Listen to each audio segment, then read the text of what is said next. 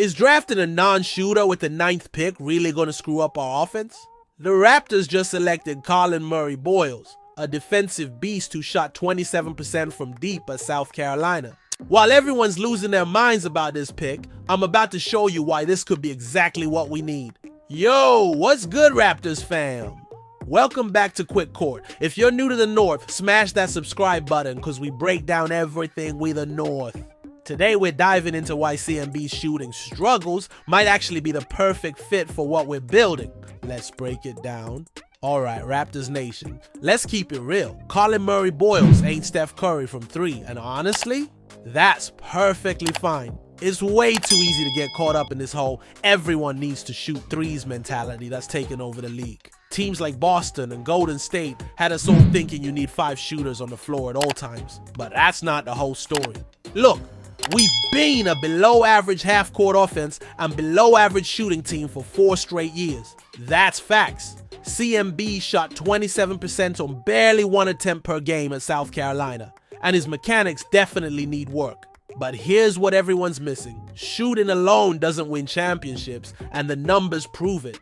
Check this. Chicago Bulls, Utah Jazz, Brooklyn Nets, Washington Wizards, and San Antonio Spurs all finished top 10 in three-point attempts last season. Chicago was 3rd in attempts and shot well. But where did it get them? They lost in the play-in. Phoenix was 3rd in three-point percentage, but only 12th in attempts, and they didn't even make the playoffs. What do you think matters more, having shooters who can't create, or having playmakers who bring other skills to the table?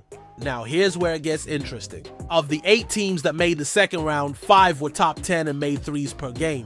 Boston, Cleveland, Minnesota, Golden State, and OKC. But the 3 that weren't, New York, Indiana, and Denver, were all top 10 in percentage instead. They found ways to make it work without relying purely on volume. When you really break down those successful teams' rotations using a 35% three-point threshold, the picture becomes clear. Cleveland had 12 above average shooters and only 2 below.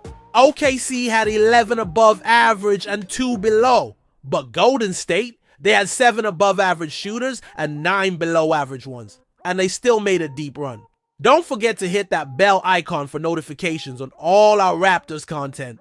Here's the thing about our roster construction. We weren't actually that far off last season with 7 above average and 7 below average shooters. The difference wasn't the numbers, it was the quality and context of those shooters. Not all shooters are created equal, fam. Cleveland had 6 players shooting above 40% from deep. Golden State had their non-shooters covered by absolute flamethrowers like Buddy Hield, Moses Moody, and obviously Curry. Even Jason Tatum and Jaylen Brown shot below 35%, but they were taking ridiculous pull-up attempts in tough situations. Now with Bobby Webster running things after Masai got let go. Here's where the CMB pick starts making perfect sense. 2 of our 7 shooters from last season, Chris Boucher and Davion Mitchell, they're gone. But among our non-shooters, Jacoby Walter improved to 34.9% and Jamal Sheed hit 32.3% as the season went on. Walter especially looks like he's going to be a legit shooter. Plus we got Brandon Ingram now, who's a 39% catch and shoot player on mostly above the break attempts. Sandro Mamukelashvili is a career 34.8% three-point shooter. When you really break it down, only Scottie, Jacob, Jonathan Mogbo, CMB, and maybe Shib Project as below average shooters. What gets you more hyped?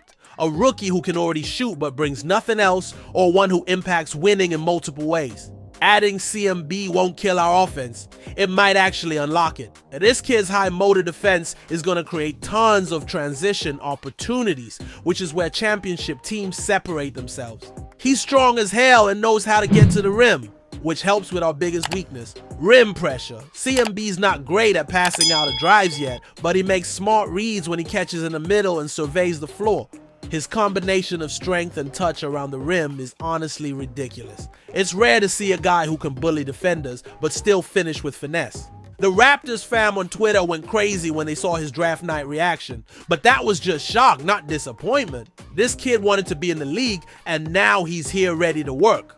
While CMB's jumper won't develop overnight, it's not impossible. Despite those clunky mechanics, he's shown impressive touch on other shots, which gives us hope. If he ever develops that outside shot, his ceiling becomes absolutely insane. But even if he never becomes a shooter, he's talented enough to improve our offense just by doing what he does best. Sometimes the best offensive players are the ones who create opportunities for others while dominating areas that don't show up on shooting charts. The vision is clear. Surround guys like Scottie, Ingram, and Quick with complementary pieces who can defend, rebound, and create chaos. CMB fits that mold perfectly. So there you have it, Raptors fam. The CMB selection isn't about what he can do. It's about maximizing what he does at an elite level. Bobby Webster and the front office built a roster that doesn't need every single player to beat Damian Lillard from 3. What's your take on prioritizing two-way impact over pure shooting?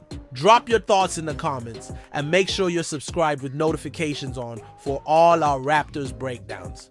We're building something special here at Quick Court, and we want you part of the journey.